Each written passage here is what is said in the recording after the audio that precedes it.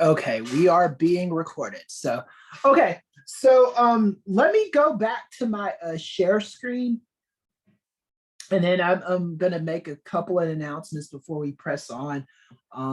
We'll end probably right at noon. Um, like I said, I gave us a 2 hour block, so just kind of want to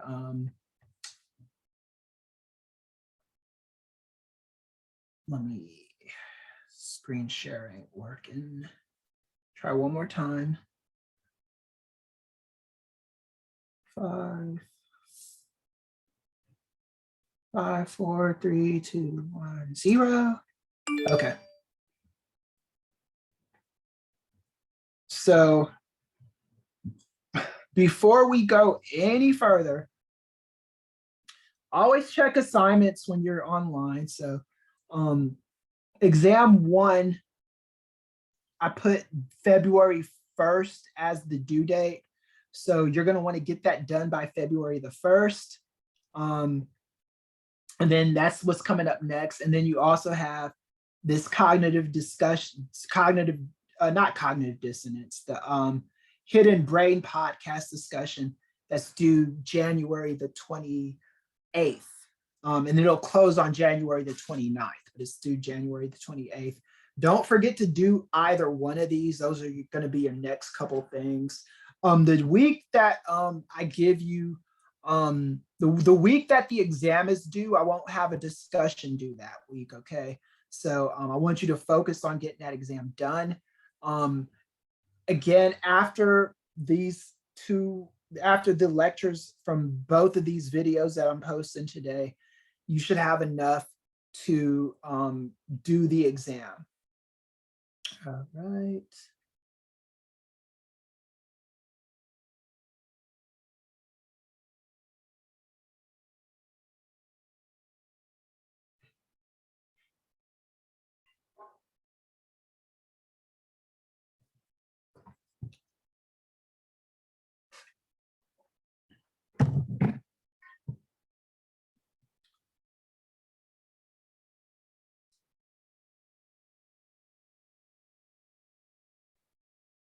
Cognitive dissonance.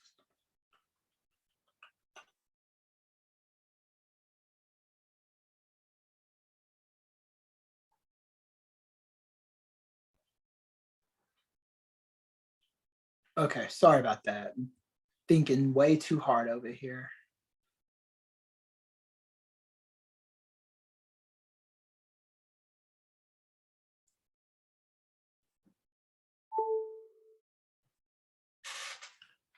So there's from this PowerPoint, there's going to be a few questions from this PowerPoint on the exam. So just pay attention to them. All right.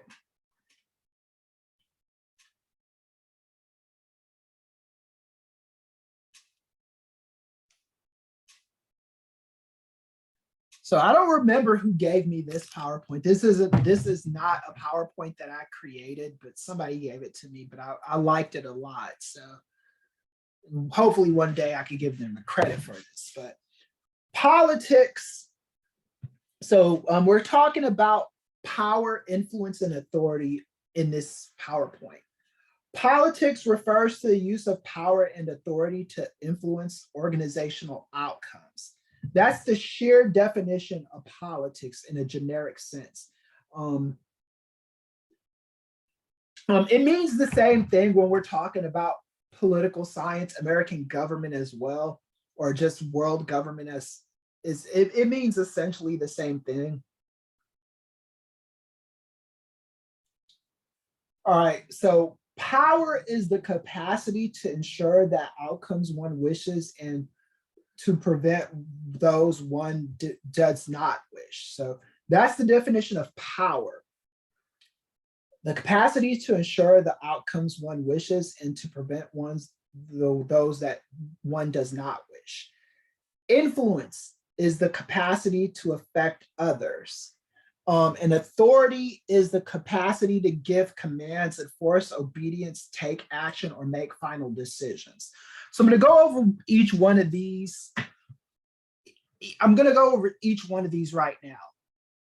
So when we talk about power, this is the capacity to ensure outcomes one wishes. So this means that the person has the ability to get other people to kind of do their bidding. And in that situation, sometimes there's a quote from Alice Walker, and she says, we sometimes give up our we sometimes give up our power by not even knowing that we have power in certain situations, right? Like when you meet, your significant other, you know what I'm saying? And you kind of, if you're really crushing on them, they could probably get you to do things that you normally wouldn't do. But is it really them getting you to do something, or is it you might not, you might be a more of a weak-willed person and just listen to someone? Like, if I like a person, if I like a woman, I have a girlfriend now, but in a past life before I had a girlfriend, if I liked a woman and I was really trying to get her to date me, I do anything within reason to try to, get her on my side. But if she said something silly to me like, oh, if you really love me, you'd rob a bank for me or something, or if you really love me, you'd kill my ex-boyfriend, that's a bridge too far. But that's many bridges too far for something that I'm willing to do. However, I have seen situations where, especially when I worked in the courts, somebody will just have an unreasonable ask of somebody and they do it because they like the person. You know what I'm saying? Like there was Tanya Harding's ex-boyfriend in the 90s. He got Tanya Harding was able to get this guy to bash Nancy Kerrigan's leg at the Winter Olympics that year. And he got a lot of jail time for it, right? He didn't have to do that, but he did it because she had that kind of power over him. And I've seen like women like break laws for their boyfriends and get put in jail for it. When I worked in the courts and stuff, that's artificial power, but power negates all that stuff. Influence is the capacity to affect others. So this, again, influence isn't like real power in and of itself. That's more of being able to kind of, like I was just saying, get people to do things for you. Influence is me being able to start a club on campus and getting people to join it based on them liking my teaching style or whatever. That's kind of influence. Or having a bad friend that could talk you into anything. I have had a few of those friends when I was a kid, where they just tell me something to do, and because they were my friend, I had my cousin that was the most, my cousin James. He could get me to do anything because he just made such compelling arguments to make bad decisions. So as a result of that, I got in a lot of trouble. That's influence right there. And then authority is like hard authority is when somebody is able to get you to do it. And if you don't do it, there is a real consequence for not doing it, right? So if you go speeding down the 26, what happens if you go speeding and a cop catches you? What's going to happen? You get a ticket? Yes, you'll get a ticket. That's a hard consequence. And that's a ticket that you have to pay. If you don't pay that ticket, the fines will pile up. You might get arrested, whatever. That's a consequence for not paying the ticket. If you murder somebody and you go to jail for it, that's a hard consequence. And a cop has the authority to arrest you for doing something bad, a judge, anybody of that nature. My power is if the student does unsatisfactory work, the power that I have is I can give a bad grade for doing unsatisfactory work or a good grade for doing satisfactory work, right? That's the kind of power that I have. But it's hard authority because there's kind of a legal precedent behind it. If you don't do something, if you break laws, we obey laws for the most part because one, is just the right thing to do. But then two, if you don't obey those laws, there's consequences for that. So does anybody need me to clarify the definition of power, influence, or authority? Okay, No. so just know the definitions of all three for the exam. So I'll skim over. This is important. I don't want you to think the stuff that I'm talking about is not important, but some stuff is I want you to know for the test. So Machiavelli, he assumed that people are grateful, fickle, deceitful. The purpose of political leadership is to secure and maintain power. A good leader is independent and dominates people. That's what Machiavelli assumed. So Machiavelli took an approach on politics that the ends justify the means. Outcomes excuse any wrongdoings committed. Again, for example, he's campaigning with illegal funds with a theory that if he wins the election, the end will justify the means, or the officer tricked her into office. So like that's kind of how we justify things in our minds, because sometimes political decisions might seem like the lesser of two evils, but then you have to weigh out the evils and what you would rather deal with, right? Sometimes it's not a lesser of two evils, because sometimes a candidate might clearly be evil, but you might still relate to them on a certain level. You know, I had a lot of colleagues of mine that say, yeah, I don't really like Trump, but I like his tax breaks, or I like him doing this or doing that. And that gave them justification to vote for him and campaign for him or whatever. No judgment here, but I'm just telling you that's kind of what we do with politics to come to a reasonable way to justify why we like somebody or hate somebody. So Machiavellian means are characterized by cunning, duplicity, or bad faith. So this is, don't get this confused with the power, because there's three forms of power and there's three forms of authority. So the three forms of authority are charismatic, traditional, and legal rational. All right, so charismatic authority is just going to be somebody that you want to listen to, you know what I'm saying? And like Donald Trump had a lot of charismatic authority. Barack Obama had a lot of charismatic authority because the people that like them listen to them, right? And then traditional, I think I have slides on each of these, so instead of confusing you, I'll just go over them.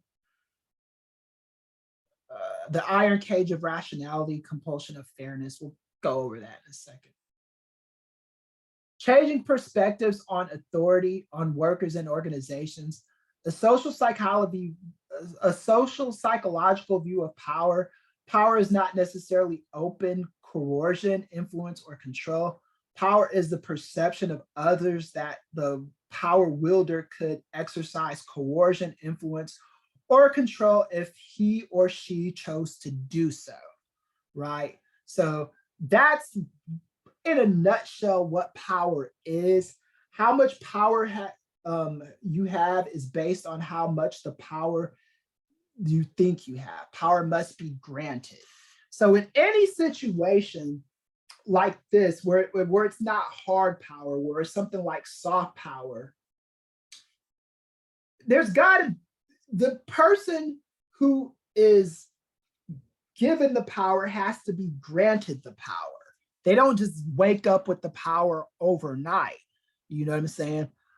Barack Obama, Donald Trump, Joe Biden, these people didn't put a gun to people's head and say, vote for me. They were voted, people voted for them because they liked something about them, right?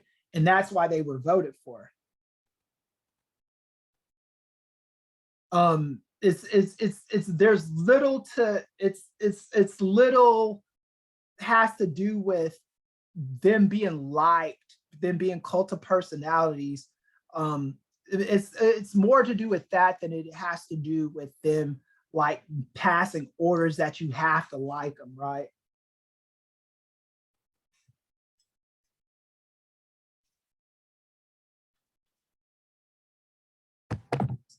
This isn't on the exam, so servant leadership is on the exam.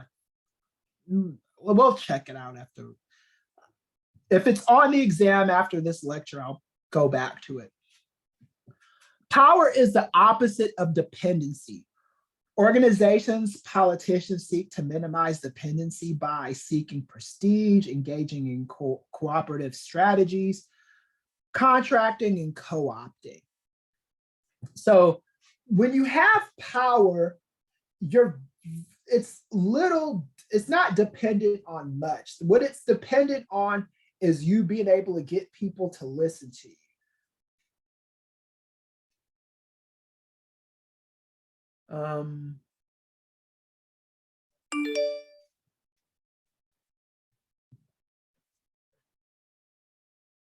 I'm just looking at this to see if any of it is on the or on the PowerPoint or on the exam, and I don't think any of that stuff is, so we'll skip over it. Hold on 1 second.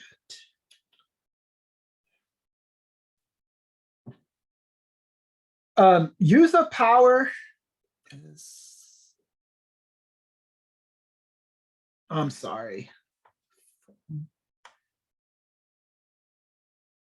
Okay, recognizing organizational politics. Use of power increases when structure is decentralized, resources are scarce, there is disagreement on goals, and there is uncertainty about technologies, in other words. When resources are limited, goals and processes are unclear, power politics are very likely to happen. When someone has something and you want that something, their use of power is going to be a lot more clear.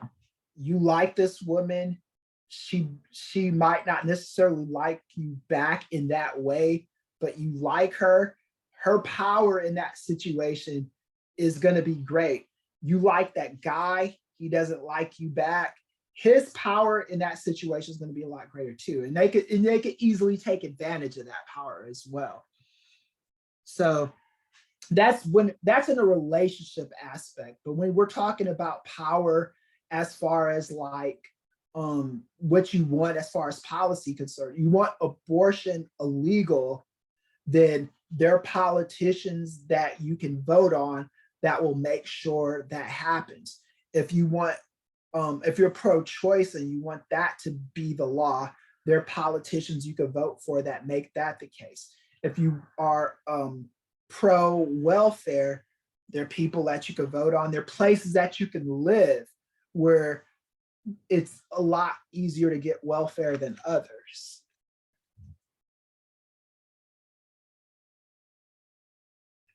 A lot of threes in this PowerPoint. So the three faces of power. First face is overt coercion, is the practice of forcing another party to act in voluntary manner by use of intimidation or threats or some other form of presence or force. The threat of of further harm may lead to cooperation or disobedience of a person being coerced. That's the first phase. The second phase is exclusionary actions, avoid challenges. You don't include somebody in something. Like, well, if you don't do this, then you can't be a part of our club. That's exclusionary actions. The third phase is hegemonic control. Convince me that what you want is what I want. And that's usually what politicians do. You want a border wall. This is why you should want a border wall. This is why you should be against a border wall. That's kind of how politicians operate. It's really, again, a lot of critical thought comes to these decisions. I don't ever want you guys looking at politics, political decisions as an arbitrary thing. You have to look at it as something that's going to affect your life, and you got to kind of cape for the outcomes you want. All right. So 4 styles to balance or to equal to 4 styles to balance or equalize power. Decrease needs or demands, increase alternative sources of getting what you want, increase others' needs or demands for us, decrease others' people's alternative sources, special expertise. Options 1 and 2 create psychological distance. 3 and 4 result in stronger work and commitment. So again, with politics, one thing I don't want us ever looking at politicians as are saviors, because they're not. A lot of these decisions that we make, we have to really have autonomy over ourselves, and we have to kind of work for what we want. The power of politicians comes from the will of the people. Donald Trump, when he was president, he was always going to listen to his constituency. Joe Biden is the same way. It's a little bit different because Joe Biden has a lot of different voices yelling at him. So he's going to have to kind of find a happy medium with Democrats, because Democrats really do kind of, it's not a one tent, it's a big tent party. It's got a lot of different views in it. Some people care more about the environment. Some people care more about social issues. Some people care more about, our conservative Democrats. It's just really depends. Even in the Republican Party, you get a little bit of that, but not. These are some ways to kind of control power and coalitions. Read that on your own. These are structural aspects of power: opportunity, mobility, perceived power, dependency, influence, rewards, and numerical representation. The numerical representation, the more people you have on your side, the better. Rewards, if you can reward people for listening to you, the rewards could come as like just physical gifts you give people, or just policies that you give people that they like. The influence is your ability to get these people on your side. Dependency is where you could create an environment where people are dependent on you. So you'll see that in like a place like North Korea, where the government is authoritative and everybody has to listen to Kim Jong-un. And that's just how the story goes. Perceived political power. Sometimes you can make yourself seem more powerful than you really are, if you believe it long enough and you got enough followers.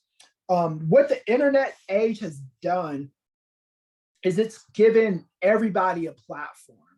And some people are able to use that platform better than others. There are a lot of people who I would deem as idiots with a lot of power. But are they really idiots because they could influence this many people to kind of listen to them? Like someone like Alex Jones, I don't like or respect at all, but he's got a big following of people who would just believe everything he says. But mobility is the way to get your word out, mobilize the troops. And the opportunity is where you find a glitch in something and you're able to use your power, and you see the opportunity there to kind of control a narrative in some way, form, or fashion. And this is a lot of politicians, they start off by seeing an opportunity to grab power. Somebody is either not doing something right or they think they could do something better.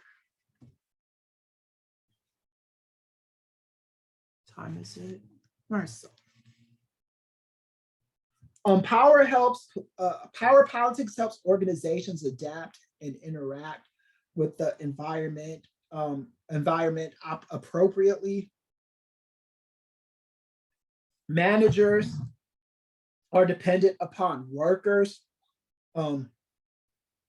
Workers have limited time, energy, and talent. Powers is needed to manage these. Some use of power or personal and not organizational goals. I'll stay on this for a second. What does every leader need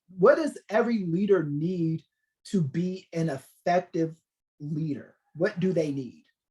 One thing. If I'm a leader, what's going to make me an effective leader? What's authority? Yeah, but we're being more basic than that. Okay. What do if I'm going to call myself a leader, what do I need to be a leader? Power. More basic than that. I am a leader. I call myself a leader. Who am I leading? A following?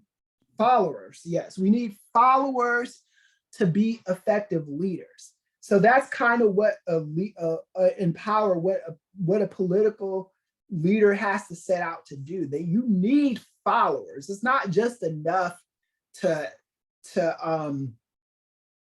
power is the followers is the end result of your power, right? So this is just rules on how to handle power, limit access to decision makers, alter decision criteria to performance, offer financial incentives to discourage political activity. Okay, empowerment is the development of personal power of those in the organization to achieve their goals. Empowerment, I don't really think empowerment is something that you can give people. What I think empowerment is, this is one of my old instructors told me, and I tend to believe this, is empowerment can't be given to somebody, but what us as leaders can do, we can foster environments that encourage empowerment, that create up situations where empowerment is going to be spotlighted and highlighted, because you're creating an environment for people where they feel comfortable utilizing their own power. You know, if you grew up in a household where your family told you the whole time the man is in charge and the woman has to listen to the man in a husband and wife situation, you might grow up thinking, if you're a woman, that you have no power, and that's not true. You do, but the way we're brought up kind of has something to do with why we might think things like that. I'm skipping over all this. If you want that for the exam, you can use any of that stuff.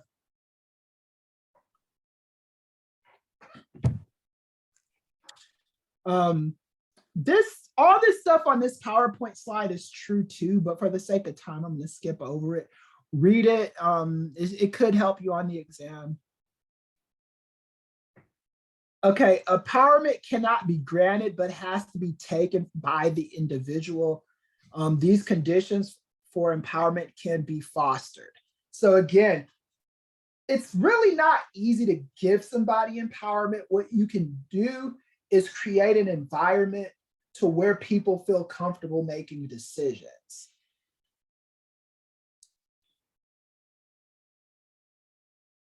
All right, so we're at the tail end of this one. Consider all your sources of power, make yourself indispensable. These are ways of acting. Take charge of your own empowerment. Use power constructively and effectively. Don't ever abuse your power. Devote energy to clarifying goals, support and foster empowerment of others. Be aware and think about political issues, and just be nice to people. That's kind of the way that goes. That's the end of that PowerPoint. So we're moving along real fast, real nicely. So let me just go to the modules again.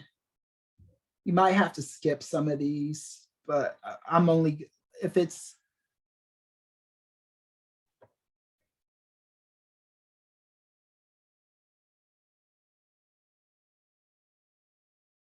okay, so.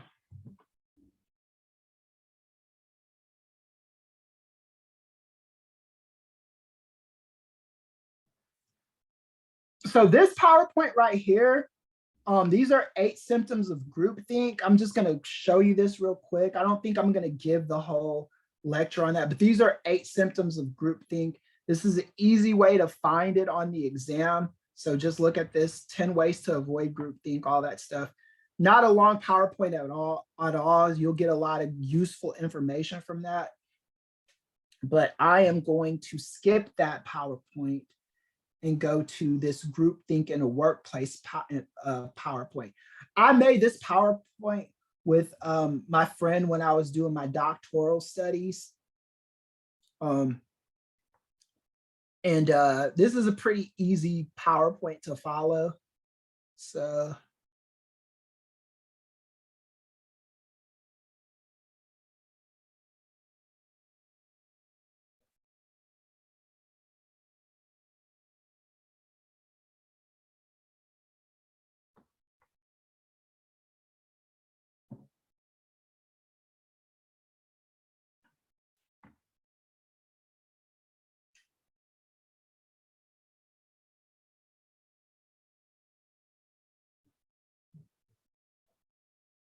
Okay. All right, so this was PowerPoint. It's called Groupthink in a Workplace, made by myself and my partner Xiying. So the agenda for this, what is groupthink? Okay, groupthink is a mode of thinking that people engage in when they are deeply involved in a cohesive group, when the members striving for unanimity override their motivation to realistically appraise alternative choices of an action. That's what groupthink is. So there's groupthink and then there's teamthink. Groupthink is you just going along to get along, where you ever find yourself in a group where everybody in the group agrees with each other and nobody disagrees. And if you even try to disagree, you're looked at as a bad person. This is how a lot of cults are started. Groupthink occurs when a group makes faulty decisions because a group pressures leads to a deterioration of mental efficiency, reality testing, and moral judgment. So that's a quote from Irving Janis. Human beings tend to gravitate towards like-minded individuals. Friendships are often formed based on the sort of commonality. So this is normal. A lot of my friends that I have think similarly to me. It becomes a problem though if my friends have to think exactly like me, because then we get rid of individualism. Or if I'm in a work setting where I'm never allowed to disagree or be a voice of dissent, that's a problem as well. So how does groupthink happen? The potential for groupthink exists in any workplace, any environment, any clique, any community, any political atmosphere. It always exists. Groupthink happens like, I'll give you the perfect example of groupthink.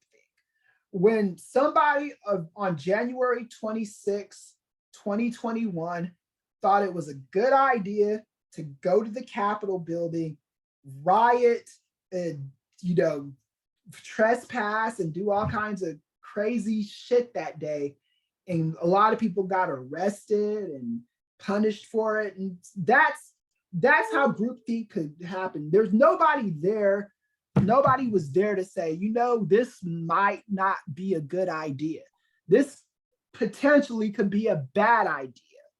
And they did it because they were just so high off the atmosphere, and they did that, and they lost their minds, and it happens. Sometimes groupthink can be detrimental. Most of the time, groupthink is detrimental. Groupthink is not like teamthink. Teamthink, you're bouncing ideas off each other, you're coming up with pros and cons. That's the groupthink is more just going along with the group and never disagreeing. So when you watch the film that I posted in the modules, The Wave, you will see several instances of groupthink, right? And if you do your paper on The Wave, you'll see instances of groupthink as well. So these are groupthink situations that have gone wrong. I'm not going to go over all of these. The Bay of Pigs invasion happened when JFK sent troops out, and they were outmanned, and a lot of people ended up dying, being captured, or both. The bank crisis of 2008, banks overextended themselves and gave out tons of loans to people. The problem with giving loans out to people, what has to happen for it to be a loan?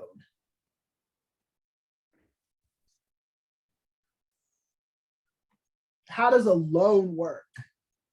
You are given a certain amount of money with a fixed rate to pay it back over time. Yeah, to pay it back. That's the most important part of it. If I'm giving you a loan, that means that's contingent on the idea that you're going to pay me back, right? So if I'm giving out loans to people that they can't pay back, who wins in that situation? The bank. The bank. No, the bank doesn't win because the bank has to get people to pay them back, right? That's why it's the bank crisis. If you're the people that you're giving loans to you could sue them. But even when you sue people, they have to have the money to pay it back. You put them in jail. Does that give you your money back? No. No, exactly. This is why people say, when I say this in particular, if you're gonna loan somebody money, it has to be somebody that can pay you back. If they can't pay you back, don't loan out the money. If you know they can't pay you back, but you still want to help out, just give them the money without the expectation that they're going to give the money back to you. I've had to do that with a few of my friends, man, where I've loaned them money that I knew for a fact they weren't going to help pay me back, even though they promised that they would. And then when they come asking for money again, I just don't give it to them because I don't trust them to honor their agreement. I'm not going to stop being friends with them necessarily, but it's just, you're a friend that I can't loan money to. And this person is a friend that I could loan money to. And then the bombing of Pearl Harbor, that's another example of, just overestimating, not taking the proper warnings about an invasion seriously, despite the fact that Japanese messages had been intercepted. So we've done this a few times in our country. We made right decisions and wrong decisions. So this is who Irving Janis is. You can look him up on you want. This is who he was, rather. I'm not gonna, but he's the guy that came up with groupthink. That's not on the exam, so we're not gonna go over that. Irving Janis is believed to have, hold on, this is my, and this is my brother calling me. He knows I lecture at this time. But anyway, Janis believed that group dynamics were responsible for poor decision-making in groupthink because there's no voices of dissent. He suspected that other bad decisions made in the government were due to the same forces. The Challenger launch, where a bunch of teachers and astronauts died with just horrible launch into space. Pearl Harbor, the invasion of North Korea, Vietnam War, the Watergate cover up. So these are the 8 symptoms of groupthink. They're in that other PowerPoint that I just showed. Look them up there. When you're watching The Wave, look for these 8 symptoms of groupthink, especially if you're going to do your final paper on groupthink. You're going to want to talk about how these symptoms of groupthink occur in the film The Wave that's posted in the PowerPoints. This is one of your final essay choices. How does it occur in a workplace environment?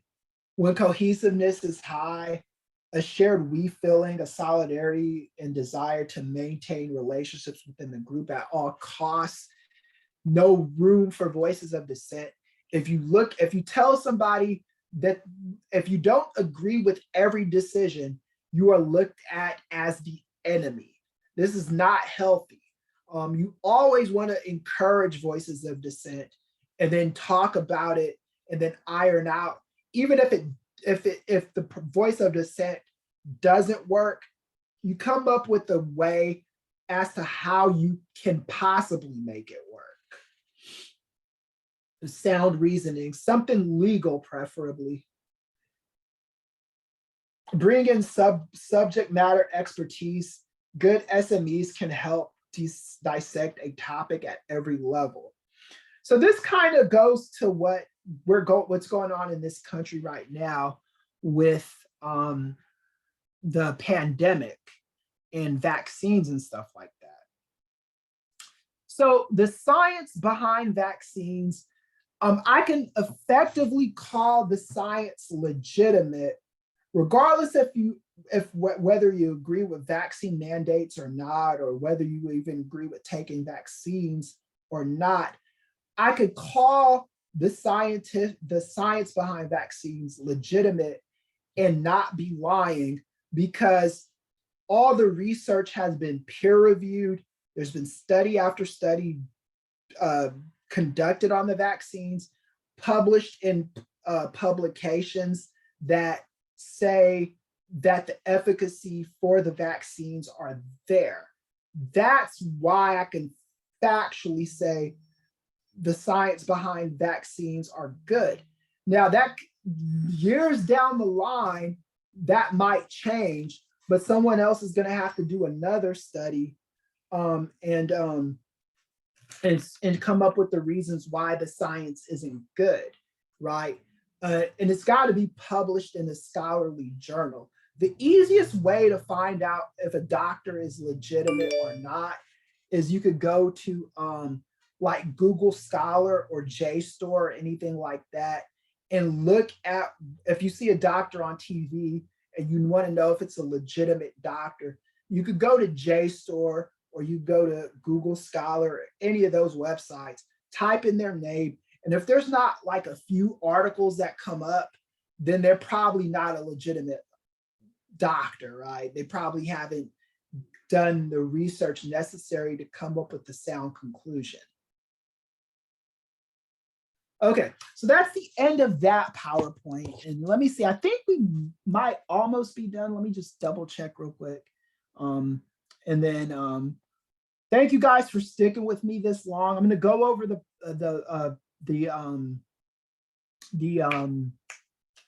exam real quick, and then I'm gonna let you guys go. All right, so Occam's razor, this is important. But this is gonna be our third discussion after the exam, so I might move that over to unit 3. Occam's razor says that usually the simplest explanation is the best explanation. I talked about this in my first video, but I'll talk about it further, probably in about unit 3. Actually, I might move this down now so I don't forget. Because I think I might, well, I do have a question on Occam's razor on the exam. So it's probably good to watch this video and then come up with something. And then we'll have a discussion on this. That might be our third discussion. So just check that out. All right, let me go to, now let me go to the exam, and then I'll let you guys go. So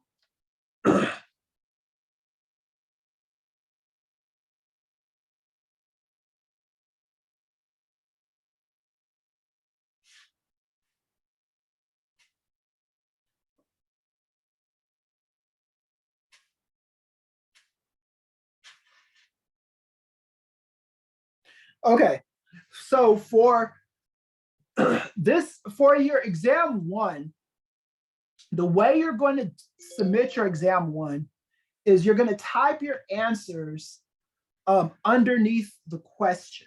This is a requirement. Do not type your answers on a separate sheet of paper.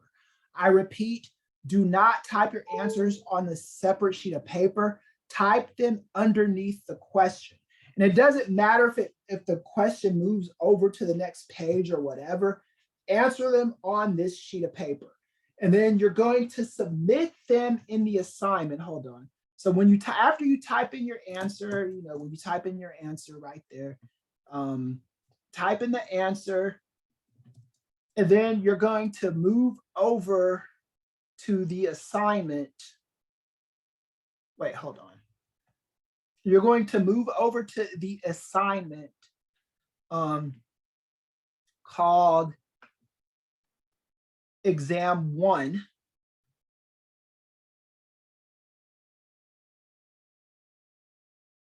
Hold on, let me make sure I'm doing this right.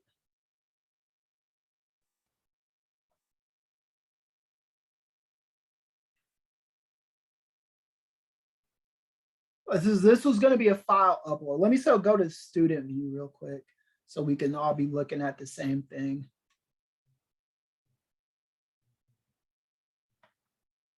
Okay, so when you go to exam 1 in the student view, this is what you guys should see. You click the start assignment tab right there, and then you then you upload it. So download the exam, type your answers in the exam, and upload it. There's no time limit on exam 1. You've got plenty of time to do it. Type them in, make sure your answers are good and sound. It will go through a plagiarism review. So you want to make sure you're using your own words, okay? And these are the terms that are on the exam. Let me go back to that real quick. Now, the exam 1 is a little deceptive because it says it's 10 questions. It's definitely more than 10 things, right? But that's what it says. After watching the wave, explain at least 3 symptoms of groupthink from it. So you're going to watch the wave and explain the 3 symptoms of groupthink. Explain how the political bell curve works. That's a video in unit 1. Watch that and then explain how the political bell curve works. And then you're going to define these terms right here. I don't want one sentence definitions of these terms. I want you guys to think, give examples, don't more than one sentence. If you give me one stupid sentence, I'm gonna not give you the maximum amount of points you can get on that. And then heuristics, I did a whole lecture on that the other day that's in the modules. Dr. Ross, that will come from the wave of why did he conduct this experiment? When you watch that, you'll get the answer to it. Self-censorship and why it's negative aspect of groupthink. Explain the concept of preference falsification and how it differs from self-censorship. Listen to the podcast, you'll get the answer. And then in your own words, explain what confirmation bias is and how it can be toxic when forming political opinions. Those are the questions. And wait, there's one more. In your own words, explain what an anchoring bias is and how it can be toxic when informing political opinions. I don't know if I talked about anchoring bias yet or not, but I'll basically give you the gist of it real quick and then I'll let you guys go. Anchoring a bias occurs when you get a set of information and you are anchored to the first thing that you see. Your thoughts are like, this is what you first heard, it must be true, and you're anchored to that line of reasoning. That's what an anchoring bias is. If you have any further questions on this, whether you're joining me here live on the Zoom or on the chat, just ask it to me and I'll try to explain it more thoroughly. I'm always available for conferences. I'm always available for phone calls or emails, anything of that nature. If you need help, let me know. The earlier you turn this in, if you turn in if you turn in an exam that is not up to snuff, if you turn it into me early, I will give you time to correct it. If you turn it to me on the day the exam is due, that's what you turned in, and that's what your grade's gonna be. Any questions on that? No. Okay, cool.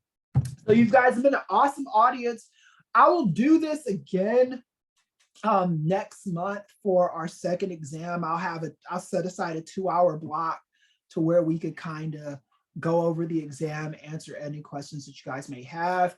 I am confident that you'll do well on this, all right?